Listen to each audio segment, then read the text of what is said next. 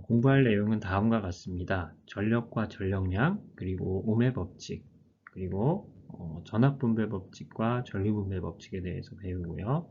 그 다음에 브릿지 회로라는 것에 대해서 배우고 마무리하도록 하겠습니다. 먼저 전력과 전력량에 대해서 살펴보도록 하겠습니다. 네, 전력과 전력량에 대해서 학습해 보도록 하겠습니다. 전력과 전력량은 우리가 일반적인 물리 분야에서 일률과 일에 해당하는 그런 물리량입니다. 그래서 우리가 일반적인 물리에서 일과 일률을 우리가 잘 알고 있는데요. 일에 해당하는 단위는 줄이죠. 그리고 일은 에너지와 같은 물리량이고 에너지도 단위가 줄입니다. 이 일에 해당하는 이 물리량을 전기 분야에서는 전력량이라고 이름을 부릅니다. 그래서 단위는 줄을 사용할 수 있고요. 그 다음에 일반적인 물리에서 일률이라는 것을 우리가 정의를 하는데, 일률은 단위 시간당 한 일의 양이죠. 그래서 여기서 단위에 따라서 줄 per second가 와트의 단위로 사용이 됩니다. 그래서 시간당, 시간은 초당 줄에 몇 줄의 일을 했는지가 이제 일의 단위로 와트로 쓰이게 됩니다. 그리고 전기 분야에서는 이 일률에 해당하는 것이 전력이라고 불리게 됩니다. 예, 그래서 이제 단위를 와트를 사용하죠. 이 일률은 영어로 파워죠, 파워. 예, 그래서 전력도 파워가 되겠습니다. 일렉트릭 파워가 되겠죠. 그래서 우리말로 번역을 한 이 일률과 전력과 좀 연관이 잘 지어지지 않는데 파워 그리고 일렉트릭 파워 이렇게 연관지어 생각하면 일률과 전력이 같은 물리량이라는 것을 우리가 생각할 수 있습니다. 네, 그러면 전력량에 대해서 어떻게 계산을 하는지 살펴보도록 하겠습니다. 예, 앞에서 우리는 전압의 개념을 배우면서 이 수식을 배웠습니다. 예, 전압이라는 것은 단위 전하가 가지는 에너지가 되겠습니다.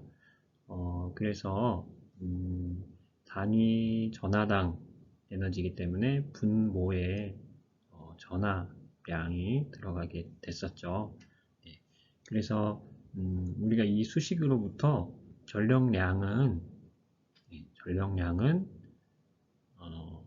전하량 곱하기 전위차가 된다라는 것을 생각을 할 수 있습니다. 우리가 전압을 배울 때는 에너지, 일이라고 불렀었는데 이제는 이 일 에너지에 해당하는 이 값을 우리가 전력량이라고 기억을 해두고 그렇게 사용을 하면 되겠습니다.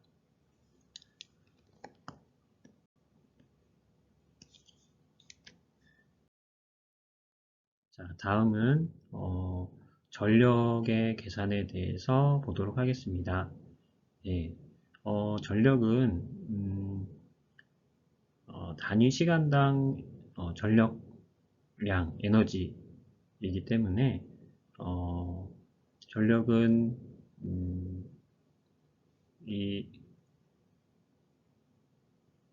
에너지를 시간으로 나누면 됩니다. 그리고 이 수식을 풀어서 써주는데요. 풀어서 써주는 이유는 우리가 전압과 전류로부터 전력을 얻고 싶기 때문입니다. 전류의 정의가 단위 시간당 지나간 전하량이라고 했었죠. 그래서 1초에 1쿨롱이 지나갔다 그러면 1A하고 1초에 2쿨롱이 지나갔다 그러면 2A가 됐었죠. 그래서 우리가 전력을 계산할 때 전압과 전류를 알면 전력을 계산할 수 있게 되는 것입니다. 그래서 전력은 전압과 전류의 곱입니다. 그리고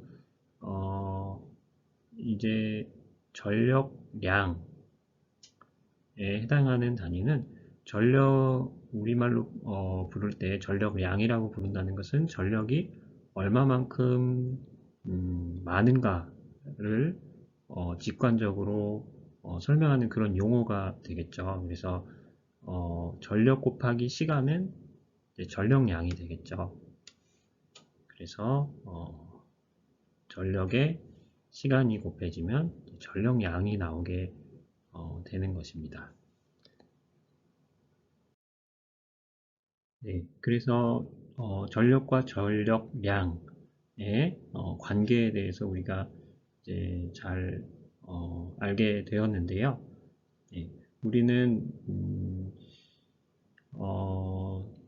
회로나 전기 분야에서 전력을 전압과 전류로부터 전력을 먼저 얻기가 쉽습니다. 그리고 그 이후에 이제 그만큼의 파워로 얼마만큼 사용했는가를 통해서 이제 전력량을 시간을 곱해줘서 전력량을 얻는 그런 식의 활용이 더 많다고 할 수 있겠습니다. 그래서 일반적으로 우리가 일률이라는 단위가 물리를 배우는 입장에서 많이 활용하지 않는 단위라면 전기 분야에서는 이 전력을 많이 활용을 하게 됩니다. 왜냐하면 전기를 이용한 그런 기기들이 얼마만큼의 전력을 소모하는가 이런 것들을 중요시 여기기 때문이죠. 그런데 우리가 일과 에너지의 단위를 주로 일반적으로는 줄을 더 많이 사용하지만 전력량의 단위로는 줄을 잘 사용하지 않습니다. 줄은 와트 세컨드가 되겠죠. 그런데 와트 세컨드는 이제 쓰이지 않는 단위이고 풀어서 굳이 쓰자면 와트 세컨드라고 줄의 단위를 그렇게 표현을 한번 해봤습니다. 그렇게 한 이유는 우리가 전력량의 단위를 와트 아워, 와트 시 또는 와트 시라고 하는데요. 이런 전력량의 단위를 우리가 더 많이 사용하기 때문에 줄 단위보다는 와트 시, 와트 아워 단위를 널리 활용을 하고 있기 때문에 이 와트 아워 단위에 대해서 배워보도록 하겠습니다. 이 단위에서 알 수 있듯이 이 단위는 1와트를 1시간 사용했을 때 1와트시가 되는 그런 단위가 되겠습니다. 1와트의 전력으로 1초 사용하면 이제 1줄이 되겠죠. 1와트 세컨드인데 와트 세컨드 단위로는 우리가 사용하지 않고요. 1줄이 되겠죠. 이 전력량 와트시의 전력량은 1와트의 전력으로 1시간 사용한 만큼이 1와트시가 되는 그런 단위입니다. 그래서 1와트시는 1시간이면 3600조죠. 그래서 3600줄에 해당하는 그런 전력량의 단위입니다. 이제 전력량의 단위를 줄 단위로 사용을 하면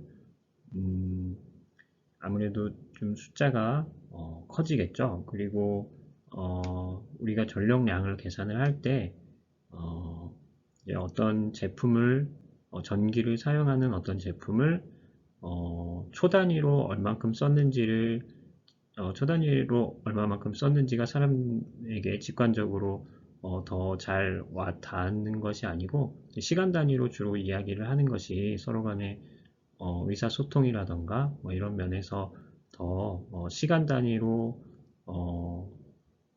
이렇게 사용을 하기 때문에 와트 시 단위를 사용을 하게 되는 것입니다.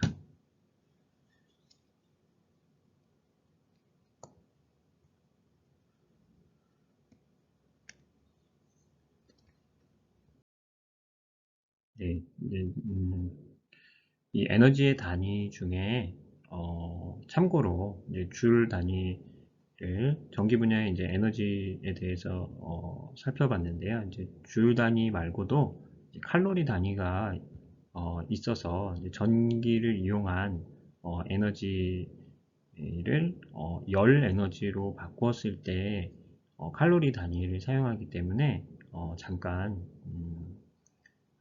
생각해보고 넘어가도록 하겠습니다.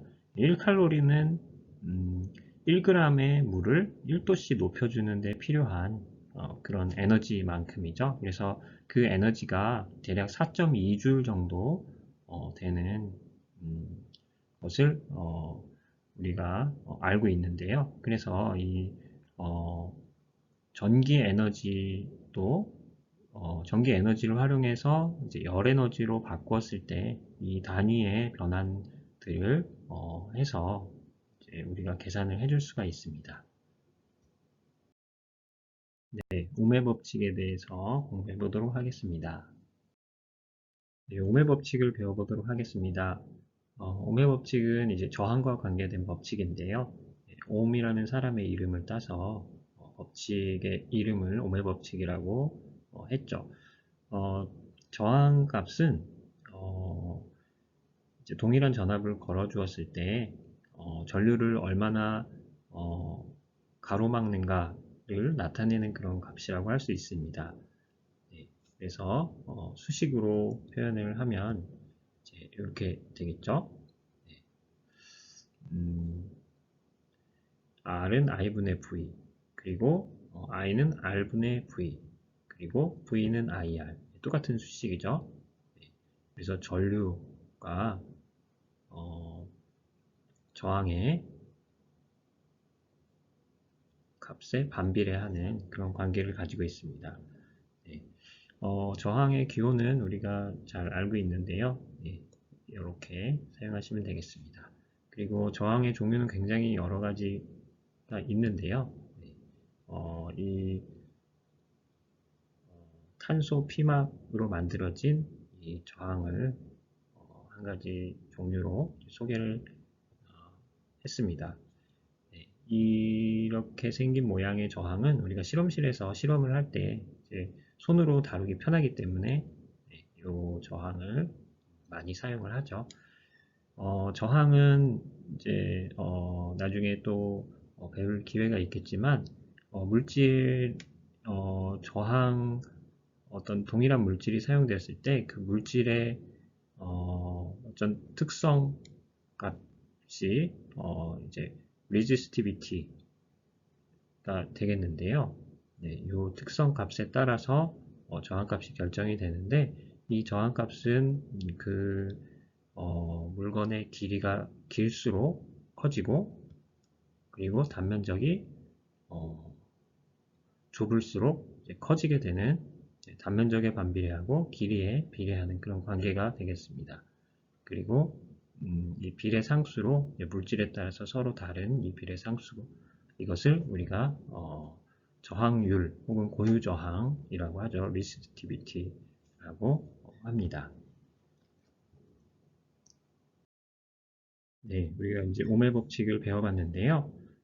회로에서 이 저항이 여러 개가 사용되었을 때 그 합성 저항을 어떻게 구하는지에 대해서 살펴보도록 하겠습니다. 먼저 직렬 연결된 경우에 우리가 오멜 법칙을 배웠기 때문에 네, 각각의 이 저항의 저항 양단의 전위차 계산을 할 수 있습니다. 네, 저항 양단의 전이차 V1은 전류 I 곱하기 저항값 R1, 오음의 법칙이죠. 네, 이렇게 계산이 되어집니다.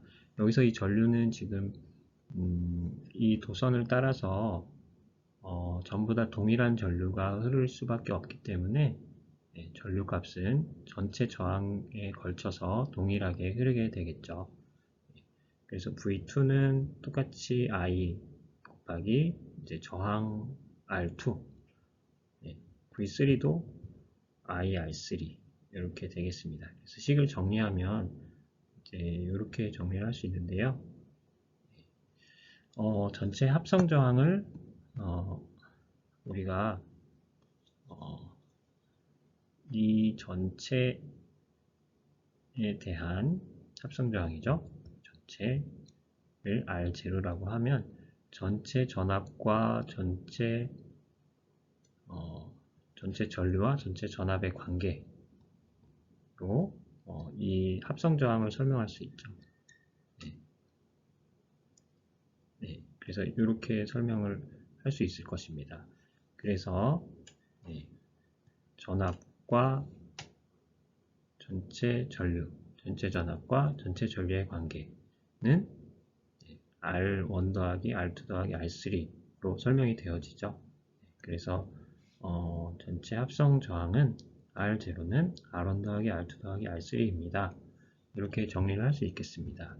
그리고 저항이 더 R4, R5가 직렬로 계속 연결이 된다면 이 수식에서 볼 때 R4, R5가 그대로 더해지면 되는 동일한 증명이 되겠죠. 그래서 뒤에 쭉 시리얼로 이어서 식이 쓰여지게 되겠습니다.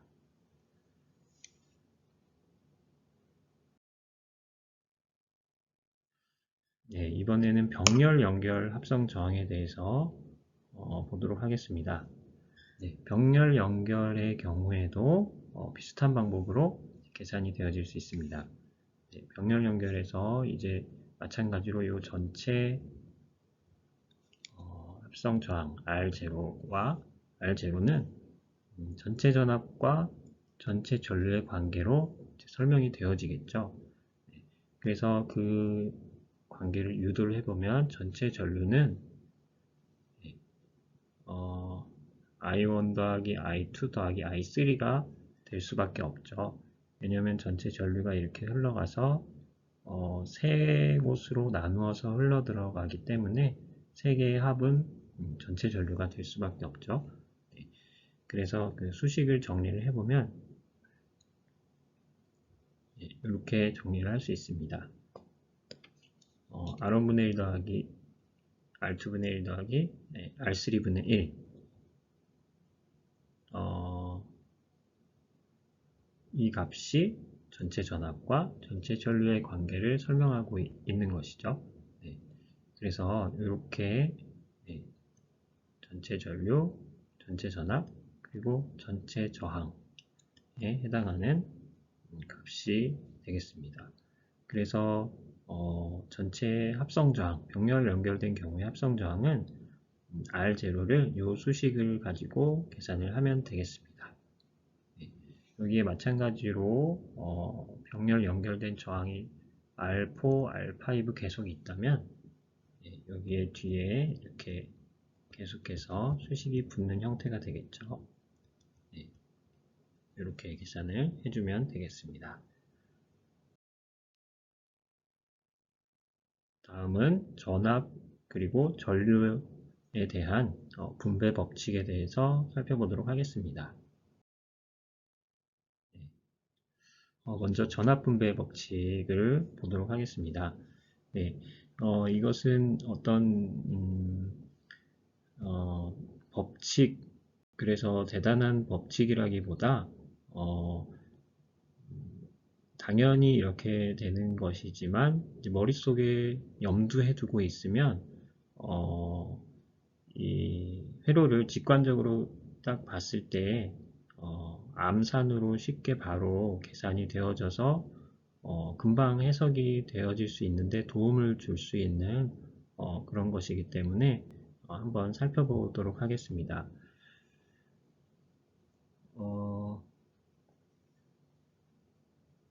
이제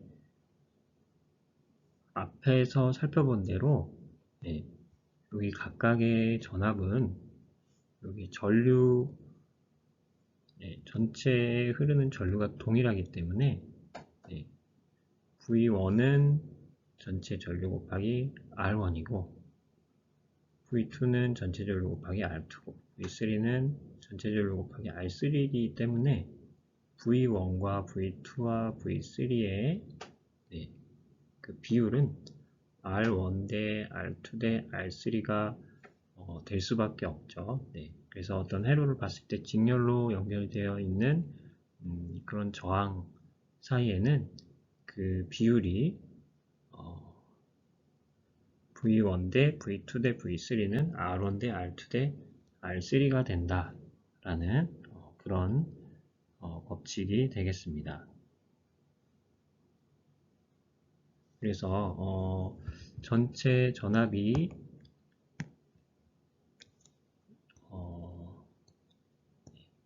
예를 들어 R1이 1옴, R2가 2옴, R3가 3옴인데 전체 전압이 6V가 걸렸다면 V1은 1V, V2는 2V, V3는 3V 이렇게 나누어서 전압이 걸리게 된다라는 것입니다. 여기서 전압이 걸리게 된다라는 표현을 사용했는데요. 그 표현은 양단의 전이차가 그 값이 됩니다 라는 그런 표현이라고 이해를 하면 되겠습니다. 다음은 전류분배 법칙입니다. 전류분배 법칙도 전압분배 법칙과 마찬가지로 전체 전류가 각 저항에 대해서 어떤 비율로 나누어서 들어간다라는 그런 법칙입니다. 이 경우에는 우리가 병렬 연결된 저항의 경우인데요. 각각의 저항에 걸리는 전압이 동일하다라는 것을 좀 이해를 해야 되는데요. 왜 그러냐 하면 여기 지금 도선으로 이렇게 연결되어져 있는 붉은색으로 표시한 이 부분은 동일한 전위값을 갖습니다. 예를 들어서 5V의 전압을 걸어 주었다 그러면 이렇게 빨간색 도선으로 표시된 이 지점은 이제 5V 지점, 그리고 이렇게 파란색으로 표시되어진 이 도선의 부분은 0V인 지점이다 라고 이야기를 할 수 있습니다. 도체로 연결되어져 있는 도체에서는 전위 차이가 생기지 않습니다. 그러니까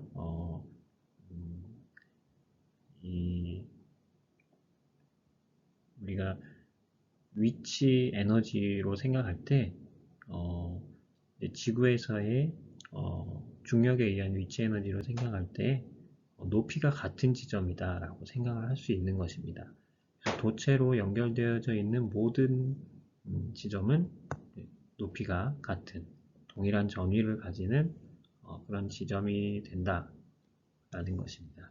그래서 이제 각각의 전류를 오메 법칙에 의해서 계산해 보면 I1은 R1분의 V, I2는 R2분의 V, I3는 R3분의 V가 되기 때문에 각각의 전류의 비율은 I1 대 I2 대 I3는 R1분의 1 대 R2분의 1 대 R3분의 1이 됩니다 라는 그런 법칙이 되겠습니다.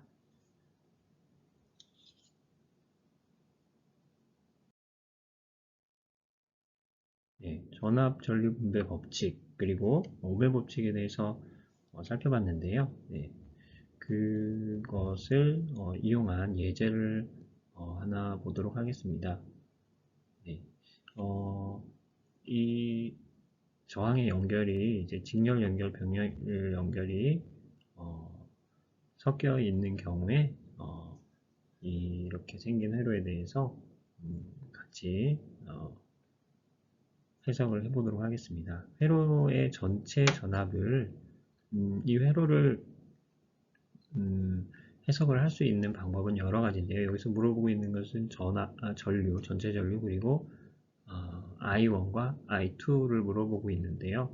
네, 회로를 해석한다라고 하는 것은 각각의 소재에 걸리는 전압, 양단의 전압이죠. 양단의 전압과 또 그 소자에 흐르는 전류 전체를 알아내는 것을 회로를 해석한다라고 할 수 있는데요. 여기서는 예제에서는 물어보는 것은 전류 세 가지만 물어봤죠.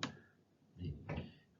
해석하는 방법은 굉장히 여러 가지가 될 수 있을 텐데 우리가 배운 내용들을 복습하는 의미에서 예제를 풀고 있기 때문에 네, 그러한 방법을 이용해 보도록 하겠습니다.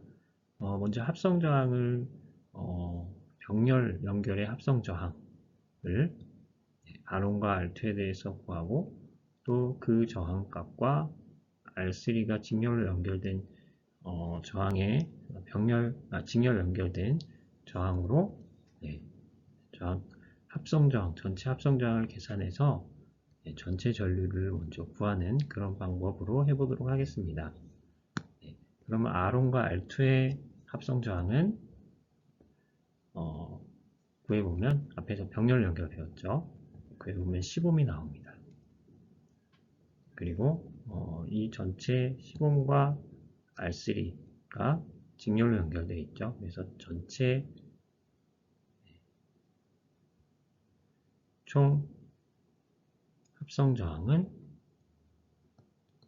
40ohm이 되겠죠. 네. 그래서 전체 전류는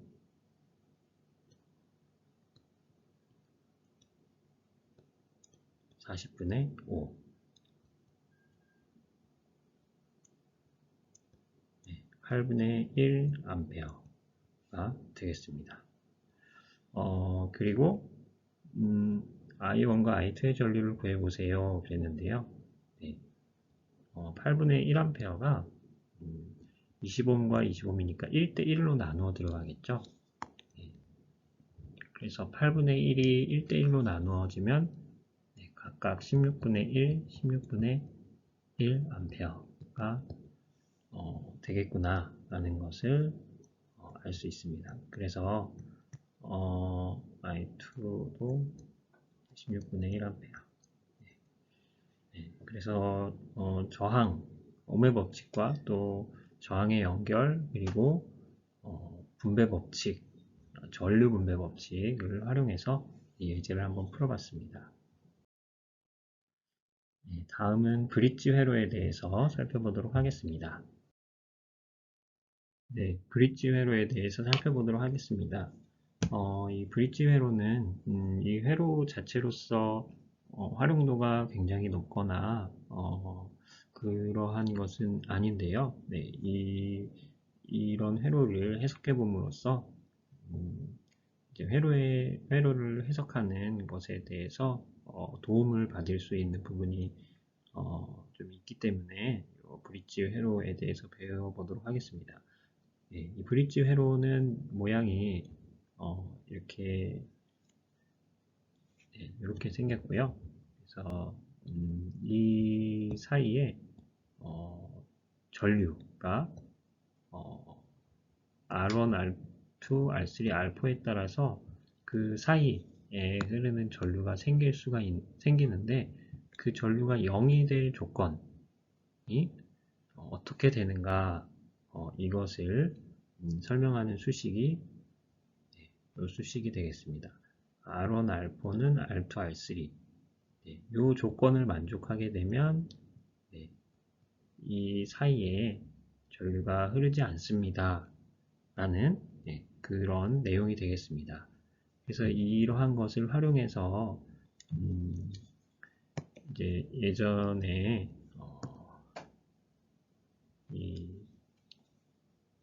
예를 들어 4개의 저항 중에 1개의 저항을 모르는 경우에 하나는 가변 저항을 달아주고요. 예를 들어서 R1의 값을 이제 모르는 값이라고 하고 R2, R3의 값을 이제 아는 값이라고 하고, R4 값의 이제 가변 저항, 가변 저항은 저항 값을 조정할 수 있는 그런 소자인데요. 가변 저항으로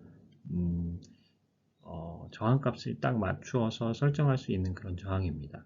그래서 이 R1 값을 모를 때 이 수식을 활용해서 이 가변 저항을 조정해서 이 사이에 흐르는 전류, 즉 I가 0이 될 때의 이 가변 저항 값을 읽어서 미지의 저항, 모르는 값의 저항을 알아내기도 했었던 것입니다.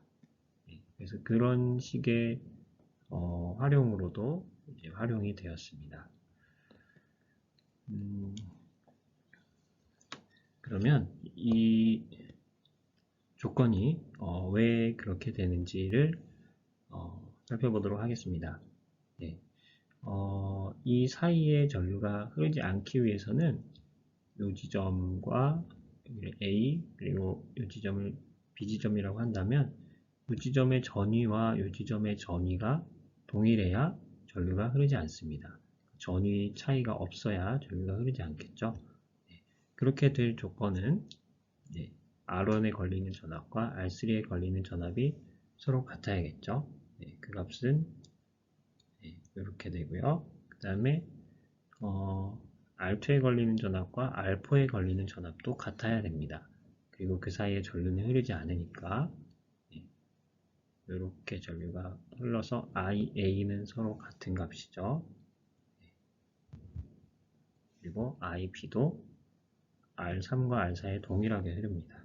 그래서 IA, R2는 IB, R4 이렇게 식을 또 쓸 수 있겠죠. 그래서 이 두 수식을 정리하게 되면 이러한 수식이 됩니다. 그래서 이 브릿지 회로에서 대각선으로 마주보고 있는 저항값을 곱한 값이 서로 같으면 그 사이에 전류가 흐르지 않는다 라는 내용이 이 브릿지 회로에서 우리가 배워야 될 내용이 되겠습니다.